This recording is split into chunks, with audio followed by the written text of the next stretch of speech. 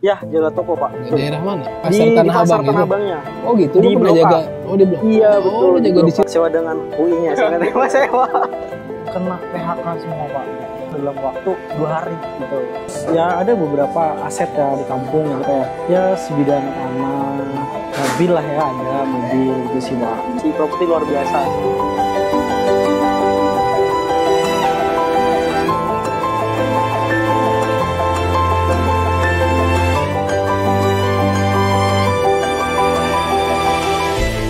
Halo sahabat properti, ketemu lagi dengan gue Windy Muhammad di channel Kita Properti. Oke guys, hari ini gue mau menginterview seseorang dalam acara atau konten ngopi-ngopi nih, ya nggak? Ngobrol seputar inspirasi. Nah, dengan siapa gue ngobrol sekarang? Dia seorang sales properti yang dia pegang proyeknya sekarang adalah Urbanton Serpong nih, ya. Dan kebetulan orang ini kemarin jadi the best sales di Januari 2022. Jadi di awal bulan dia jualan 8 unit.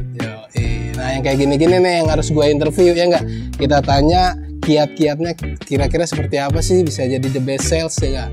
Bisa jualan banyak, tips-tipsnya seperti apa? Sebelum kita ke situ, kalian jangan lupa subscribe, like, and share di channel. Oke guys, ngopi bareng Dudi Kuswanto. Check this out.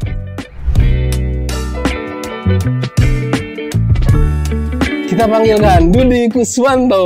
Halo Pak Windy, Halo selamat sore Mas Pak. Dudi. Gimana kabarnya Pak? Alhamdulillah, Mas Dudi gimana, sehat? Alhamdulillah sehat Pak Windy. Dudi Kuswanto, nah ini nih yang gue ceritain tadi ya, sales Urbanton Serpong.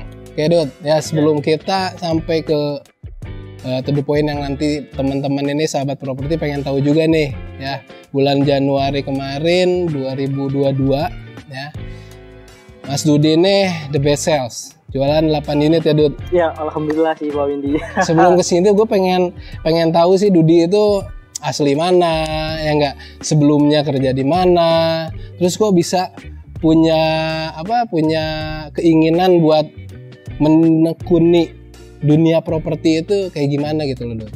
Kayak pertama dari lu asli mana sih Dud? Kalau asli tuh saya dari perantauan sih Pak. Kalau asli saya dari Jawa, cuman udah pindah transmigrasi itu ke Lampung Pak Windy gitu. Orang tua jadi sejak saya belum lahir itu dia udah pindah ke Lampung gitu. Jadi saya kelahiran Lampung sih Pak. Kayak kelahiran Lampung.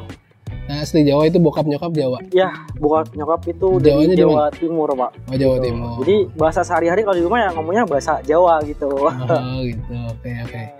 Oke Dut, berarti di Lampung pas dari lahir ya? Ya dari kecil, dari lahir. Kelahiran berapa sih lu Dut? Kelahiran 96 sih Pak. 96 berarti umurnya sekarang? Udah lumayan ya, udah 25 tahun Pak. 25 tahun udah kayak bisa kayak gini ya. Alhamdulillah ya, berkat di properti luar biasa sih Pak Windy. Lu di Jakarta sendiri kan, ini lahir di Lampung. Di Lampung ini berapa lama lu di sana? Jadi di Lampung itu dari kecil sampai lulus SMA sih Pak. Oke, dari kecil sampai lulus SMA. Nah niatnya ke Jakarta itu mau kuliah yang cita-citanya memang lumayan tinggi lah ya, waktu itu pengen kuliah di UI gitu Pak. Oke, udah daftar cuman nggak masuk ternyata nilainya. Akhirnya mogok, nggak kuliah sampai sekarang gitu Pak. Oke, jadi nggak nerusin kuliah. Iya betul. Karena kecewa dengan UI-nya apa gimana nih? Kecewa dengan UI-nya. Oke, berarti dari lulus SMA udah di Jakarta? Ya, saya lulus kan 2015 ya. 2015, berarti udah 7 tahun nih? Ya betul, udah mulai main-main itu dari 2016 udah main ke Jakarta. Ya awalnya ya itu mau daftar kuliah gitu kan, sambil kerja lah ya gitu. 2016 itu? Betul. Nah, cuman akhirnya karena kecewa nggak masuk UI, terus akhirnya kerja di mana nih Dud? Waktu itu awal itu kerja di toko Pak. Awal kerja di toko? Toko itu di toko Tanah Abang gitu kan. Ya namanya awam Jakarta gitu kan, belum ada kenalan. Terus kenalan juga masih ya dari saudara kan. Jadi udah masuk coba-coba aja daripada nganggur kan ya. Lumayan kerja di toko. Waktu itu sih digaji 2 juta sih Pak per bulannya gitu. Oke, itu jaga toko apa gimana? Ya jaga toko Pak. Betul. Daerah mana? Tanah Abang. Tanah Abang. Maksudnya jualan di pasar Tanah di pasar Abang Tanah itu. Abangnya. Oh gitu, Di lu pernah Blok A. jaga. Oh di Blok. Iya Oh, betul. lu jaga di Blok A. situ. Tapi nggak lama Pak, karena kan saya pikir ijazah saya buat apa nih kalau kerja di toko kan sayang gitu. Berapa Jadi, lama di situ? Ya kurang lama itu 4 bulan sih, 4 bulan. 4 bulan. 4 Oke, setelah bulan. dari situ kemana tuh, Dut? Kebetulan itu ada saudara itu kerja di perbankan Pak. Nah itu mulai merintis tuh dari awal di dunia perbankan gitu. Jadi masuk jadi marketing gitu kan. Nah memang ternyata dunia marketing tidak semudah yang dibayangkan gitu. Walaupun penghasilannya lumayan gitu Pak ya. Ya di awal nggak target lah ya pasti kan karena anak newbie gitu kan baru. Ini gitu, Pak. marketing bank ini jualin ini apa kayak deposito, Ya apa semuanya kredit? sih Pak. Oh semuanya. Di bank mana ini, Dut? Waktu itu di bank apa ya? BTPN. BTPN. BTPN Itu yang lama ada di situ. Enggak lama juga. Nggak lama juga. Cuman kisaran 6 bulan sih, 6 bulan gitu. Di Jakarta Pusat Tanah Abang juga sih, daerah situ gitu. Setelah dari situ? Dari situ saya coba ngelamar-lamar, kebetulan saya memang cari di sosial media ya. Waktu itu di Facebook itu muncul ada lowongan kerja di Wong Finance sih. Jadi di Wong Finance. Wong Finance lamar, alhamdulillah keterima gitu kan. Jadi credit marketing officer atau surveyor gitu Pak. Gitu. Nah di situ berarti lamanya ya. Ada sorry nih guys, cuaca kurang mendukung. Jadi kita harus pindah ke sini Dut ya. Tadi sempat hujan, jadi kita pindah ngobrol-ngobrolnya, ngopinya di sini nih ya. Ngopi tanpa kopi. Oke. Gimana dong ngopi tanpa kopi? Tadi sampai di WOM ya. Ya perjalanan Pak ya. Perjalanan lo setelah di Jakarta ini jadi seorang marketing. Ya itu yang tadi diceritain dari awal. Ya, jadi ngelamar di sebuah perusahaan multi finance ya, Wong Finance itu nggak ada kenalan sama sekali sih kali ini gitu. Langsung lamar aja via sosial media gitu kan, memanfaatkan gitu sambil tiduran nyari-nyari loker gitu kan, dapat apply CV gitu. Alhamdulillah panggil, terus interview dan join pada 2018 itu ya, join di Wong Finance. Di Wong Finance. Dan lu lamanya di situ. Betul, lama di situ ya, meniti karir terus menimba ilmu pengalaman di Wong Finance sih Pak. Oke. Jadi gitu Pak Windy, di WOMS itu banyak sih pengalaman yang saya dapatkan, dari mulai teman baru, pengalaman kerja baru gitu kan ya. Jadi dari situ mulai merangkak banyak relasi gitu, karena yang dipelajarin kalau hidup di Jakarta itu harus banyak relasi Pak Windy gitu. Kalau misalkan namanya kita kerja kan ya, misalkan udah nggak diperpanjang atau memang nasibnya nggak baik gitu kan, kita punya temen nih yang bisa masukin ke perusahaan. Karena relasi itu paling penting Pak Windy gitu. Jadi relasi untuk menyelamatkan hidup dong cerita. Iya betul. Karena hidup di Jakarta sendirian Pak. Ada sih keluarga gitu, cuman kan ya kalau masalah kerjaan kan ya susah lah ya kalau misalkan minta kerjaan gitu yang sesuai dengan yang kita inginkan gitu. Setelah dari situ? Nah setelah dari situ resign ya. Kenapa resign itu? Karena pengen pulang kampung gitu sih Pak. Pulang kampung terus memang udah jenuh gitu ya. Resign, sempat 1 bulan nganggur di rumah, terus ke Jakarta lagi, cuma karena referensi banyak gitu kan ya, yang saya bilang tadi relasi yang membantu kan ya. Dia akhirnya masuk lagi ke dunia perbankan atau leasing itu sih Pak. Setelah itu kemana? Sebenarnya udah nyaman tuh di yang terakhir kemarin tuh udah nyaman Pak ya. Cuman karena pandemi pada tahun 2020 di Maret itu kena PHK semua Pak gitu. Selain karyawan tetap itu pada kena PHK semua. Lebih dari 100 karyawan itu di PHK dalam waktu 2 hari gitu. Nah dari situ mulai tuh nganggur 1 bulan kan. Oke, berarti Dudi ini salah satu orang yang terkena dampak dari pandemi. Betul, karena saya punya target hidup, terus punya ingin kemajuan kehidupan sih gitu. Jadi saya nggak mau pulang kalau nggak sukses gitu loh. Jadi harus sukses dulu. Sebenarnya orang tua udah telepon, udah rewel gitu kan, udah pulang aja kerja di kampung gitu kan, masih banyak kerjaan. Karena notabene di kampung kan punya kayak ya kebun gitu Pak, bisa jadi petani mungkin atau sambilan jualan apa di rumah gitu kan. Cuman gue berpikir itu gue harus sukses nih gitu kan, gue pulang harus sukses gitu. Dan akhirnya nemu lah lowongan kerja di Urbanton Serpong gitu Pak. Berarti lowongan kerja di Urbanton Serpong. Dan ini lagi-lagi tentang properti tadi nih. Betul. Dan properti ini first time sih, pertama kali. Sama sekali nggak punya pengalaman di properti gitu. Sama sekali nggak punya. Terus apa yang membuat diri lo, gue mau coba ini dunia baru buat lo, dunia properti ini? Nah, gue rasa semua pekerjaan tuh harus dicoba gitu. Walaupun belum pernah terjun langsung, cuman gue rasa gue ada kemauan ingin tahu sama ingin ingin lebih mencoba gitu Pak. Jadi mencoba rasa penasaran gitu. Apa rasa desperate lo karena tidak punya pekerjaan pada waktu itu? Yang awal itu penasaran Pak. Yang kedua itu urgency ya, karena nggak kerja nggak ada penghasilan, makan dari mana gitu kan. Jadi dari dua hal tersebut yang bikin gue lebih kuat gitu sih. Gitu. Jadi dua-duanya dong. Nah, gue nggak mau menyerah gitu, gue harus coba gitu. Walaupun pas interview gue lihat gedungnya aja, kok bisa nih jualan dengan harga gedung 300 juta gitu kan. Siapa yang mau beli gitu? Karena awam banget gitu. Dan waktu itu posisinya belum jadi ya? Belum jadi, masih di lantai berapa? Udah topping off, cuman belum dicat, belum rapi lah, masih berantakan banget sih itu unitnya gitu. Terus perasaan lo kayak gimana? Yakin nggak nih bisa jualan? Awalnya nggak yakin sih Pak. Karena yakin. Ya backgroundnya bukan jualan gitu, apalagi dengan jualannya dengan harga ratusan juta gitu kan, properti 300 juta nih gitu kan. Dengan gedungnya gini siapa yang beli gitu kan. Rumah aja susah jualnya, apalagi apartemen gitu kan. Yang notabene mungkin kebutuhannya bukan premier ya, itu maksudnya lebih ke sekunder kali ya gitu sih. Sekunder. Ya, karena kan kalau premier itu kebutuhan paling pokok kan pasti rumah tuh. Kalau apartemen mungkin orang-orang yang udah punya rumah baru beli apartemen gitu kan. Jadi pangsa pasarnya itu lebih sedikit kalau apartemen. Jadi Dudi lebih merasa yakin jual rumah karena memang semua orang kalau kita jualan rumah itu lebih gampang karena ini produk primer. Betul. Sementara kalau apartemen ada kemungkinan orang berpikir gue lebih baik pilih rumah deh daripada apartemen gitu kan. Ya betul. Jadi awalnya tuh mencoba sambil batu loncatan daripada nganggur nih, coba gitu kan. Tapi ternyata luar biasa sih gitu kan di properti ini gitu. Oke, terus di bulan berapa itu bisa beradaptasi?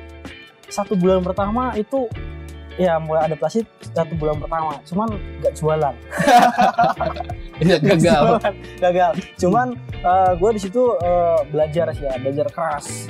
Selain belajar keras, usaha, doa sih gitu. Bulan pertama itu nggak jualan, tapi ada beberapa konsumen yang visit lihat lokasi gitu. Dan itu udah mulai beranjak lah ya dari situ. Gitu. Pokoknya bulan pertama bos gue tuh udah memecat gue gitu kan. Pokoknya luar biasa lah untuk tekanannya, karena bulan pertama nggak jualan langsung di-cut gitu kan, udah ditepuk-tepuk nih pundaknya, besok jualan 5 ya, mikir lihat jualan 5 gitu kan, dari nggak jualan suruh jualan 5, target ini orang mau bunuh gua gitu. Tapi alhamdulillah di bulan kedua ternyata melebihi target sih Pak gitu. Jualan berapa waktu itu? Itu alhamdulillah jadi top sales, jualan 8 jualan 8 baru juga. Bulan kedua jadi top sales gitu. Jadi beberapa kali Dudi ini ada jualan lebih dari 5 unit.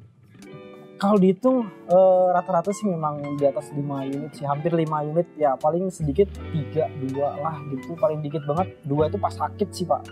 Kalau normalnya ya 3. Oke, dan kemarin di awal tahun 2022 lo berhasil nyetak angka 8 unit. Ya betul. Nah ini ceritanya gimana nih Dud?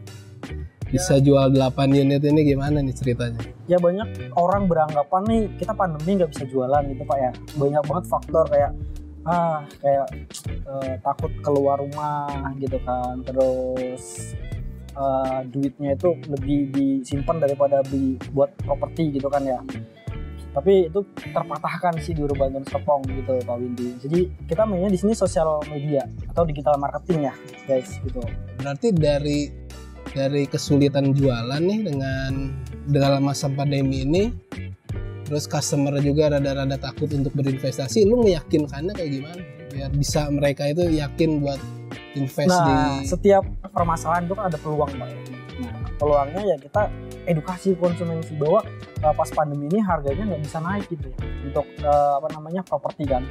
Jadi peluang besar buat para investor yang memang sudah punya uang daripada nganggur nih buat investasi, karena harganya itu bener-bener nggak naik gitu kan. Jadi memang harganya lebih terjangkau, terus kenaikannya itu nggak bener-bener yang naik terus gitu. Itu sih kita edukasi bahwa ini peluang konsumen beli properti itu yang terbaik itu saat ini gitu. Karena harganya itu masih bisa dikatakan murah gitu. Jadi developer itu tidak berani untuk menaikkan harga gitu sih, karena di masa pandemi ini gitu ya. Betul gitu Pak Windy. Oke. Selain itu kan kalau sales yang lain juga mungkin melakukan hal yang sama gitu ya dengan Dudi ya. Mereka beriklan, mereka terima data dari iklan gitu. Hal yang membedakan itu apa Dud dengan mereka yang lain gitu, sehingga Dudi ini bisa jualan 8 gitu dalam di bulan Januari itu. Betul. Jadi di tempat saya ini, di tempat kerja saya ini emang sudah dunianya itu udah digital marketing Pak Windy. Yang artinya semua sales itu ya edukasinya mungkin sama, cara mendapatkan konsumen itu sama dengan beriklan gitu. Cuman kembali lagi tadi relasi Pak. Nah saya punya relasi nih, punya teman yang mungkin udah nggak kerja di properti, saya kontak-kontak gitu kan. Ada nggak nih referensi yang mau beli gitu? Referensi gitu. Jadi jualan itu tidak tentang hanya dunia digital marketing gitu.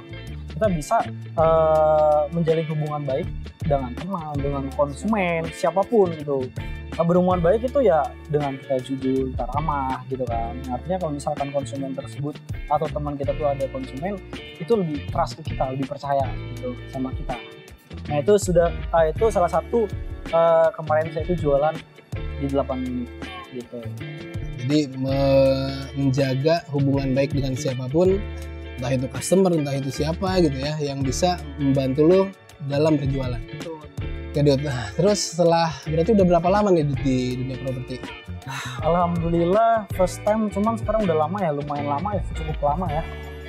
1 tahun, hampir 1 tahun setengah sih Pak. Hampir 1 tahun setengah. Berkecimpung di dunia properti gitu. 1 tahun setengah tuh dibandingkan teman-teman yang lain yang mungkin hanya 1 bulan, 3 bulan udah resign atau memang dipecat karena nggak jualan ya. Alhamdulillah rezekinya terus mengalir di Urban Service. Jualan ada aja gitu. Itu sih. Lebih baik menyelamatkan atau cetak angka prestasi sih? Cetak angka sih Pak, karena di balik cetak angka itu banyak yang benefit yang kita dapatkan dari penghasilan. Cuman dari bahasa lu itu kesannya kayaknya selalu selamat gitu. Enggak juga ya, selalu selamat. Jadi ya di awal kan memang belum tahu strateginya nih, masih kayak ikut-ikutan gitu. Tapi 1 tahun setengah ini udah cukup lah, lu tahu strateginya kan. Jadi dalam 1 tahun setengah ini ya punya target pribadi sih Pak. Gitu. Harus jualan itu minimal di atas berapa gitu, target pribadi gitu. Jadi selain target kita tercapai, itu benefit yang kita dapatkan itu lebih. Oke, target pribadi, goals dan tujuannya Dudi. Betul, gitu. Nah, goals dan tujuannya lu apa nih, Dudi? Nggak muluk-muluk sih Pak Windy sebenarnya, karena saya kan berasal dari keluarga yang ya bukan kurang mampu sih, cuman standar lah, sederhana gitu kan, yang ya berkecukupan gitu kan, hanya cukup buat makan gitu hari sehari-hari gitu kan. Jadi saya pengen punya penghasilan yang lebih gitu loh, yang misalkan saya pengen beli apa itu bisa beli sendiri nih gitu. Nah dari situ semangat itu terbangun gitu Pak Windy. Jadi awalnya kan sukses itu nggak jauh-jauh bisa beli apa-apa gitu ya Pak Windy ya, bisa beli rumah, bisa beli mobil gitu ya, walaupun kredit, cuman kan ya itu goalsnya gitu. Jadi kalau misalkan kita bisa beli kayak mobil, kayak rumah gitu kan, jadi itu jadi kepuasan sendiri, terus kayak ya banggalah dengan diri sendiri gitu sih. Jadi dibandingkan dengan teman-teman mungkin ada perbedaan sedikit, karena kan emang di dunia properti itu luar biasa sih Pak penghasilannya Pak, tidak terjangkau gitu kan, tak terhingga gitu. Jadi dari range-nya udah di atas rata-rata sih gitu kalau misalnya kita jualan terus gitu Pak Medi. Makanya target pribadi itu ya walaupun kantor itu punya target, cuman kalau kita punya target pribadi itu kita kerjanya lebih semangat gitu, lebih khusyuk lah ya gitu Pak. Oke guys, kita balik masuk ke dalam ya, lebih enak nih. Lagi pesen kopinya, biar lebih santai juga sambil pesen kopi di dalam. Kesimpulannya sih yang tadi gua obrolin dengan Mas Dudi ini, yang pertama gua tangkap adalah dari relasi, bagaimana kita ngebina relasi itu sendiri. Karena dari awal Dudi mencari pekerjaan di Jakarta, terus balik lagi ke Lampung, terus kembali lagi ke Jakarta, dia bisa bekerja di sini karena relasi. Lalu pada masuk ke dunia sales pun begitu, yang dilakukan adalah membina hubungan dengan relasi-relasi itu siapapun, entah itu customer, entah itu teman-temannya di kantor yang sebelumnya sales bareng sama Mas Dudi, itu tetap menjaga hubungan baik sehingga akhirnya Dudi bisa mencapai kesuksesan sampai sekarang.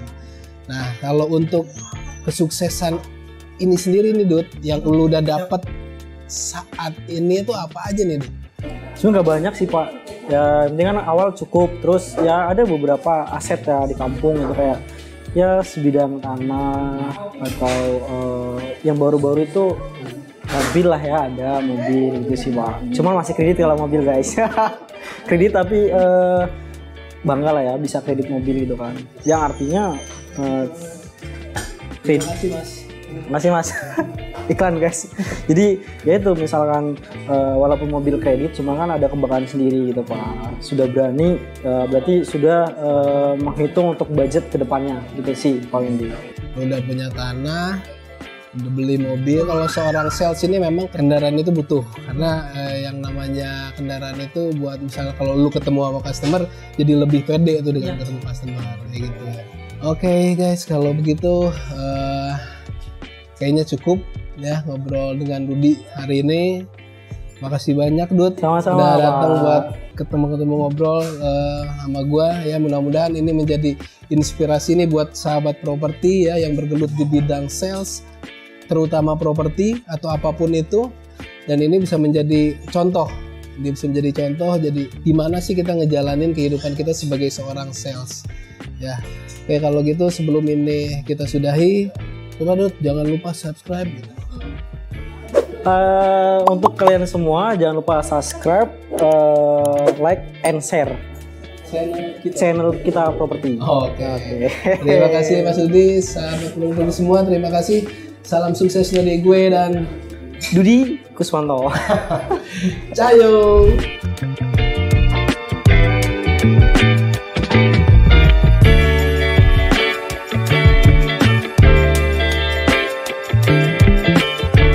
Bini Muhammad dan saya Dudi Kuswanto. Oh, harus gitu. Gak usah lah. Gak usah pakai.